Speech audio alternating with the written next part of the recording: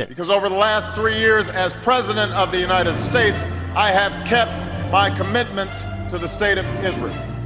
At every crucial juncture, at every fork in the road, we have been there for Israel every single time. Kid, I'd say, when I was a young senator, I'd say, if I were a Jew, I'd be a Zionist. I am a Zionist. You don't have to be a Jew to be a Zionist.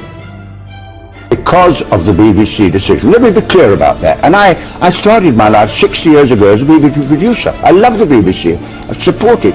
But it is capitulated to Israeli pressure. That's the truth, I have to tell you.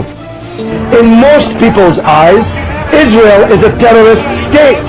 It's the fact that you cannot comprehend that fact that leads to the bias which runs through all of your reporting and every question that you've asked me in this interview. Refusing to criticize Israel after Israeli forces shot dead at least 61 unarmed Palestinian protesters taking part in the Great March of Return in Gaza Monday.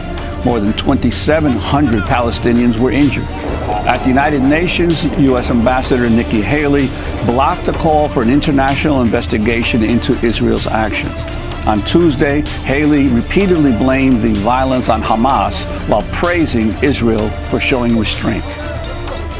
This is what is endangering the people of Gaza. Make no mistake, Hamas is pleased with the results from yesterday. I asked my colleagues here in the Security Council, who among us would accept this type of activity on your border? No one would.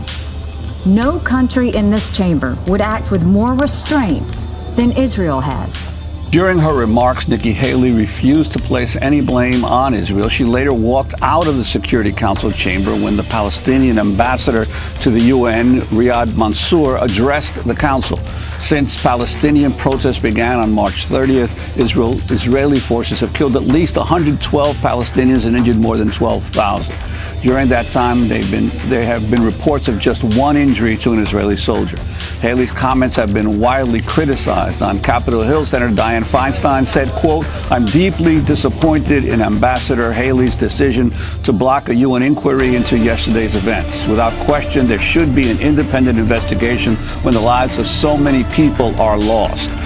She also criticized President Trump for moving the U.S. Embassy in Israel to Jerusalem. When you allow one American to be violated, you threaten the freedoms of every American, and I can't understand this, why no one in Congress is raising their voice.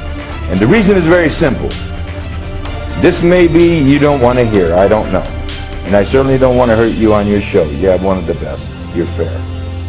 But I believe that Israel has a powerful stranglehold on the American government. They control both members of the House and the Senate. They have us involved in wars of which we have little or no interest.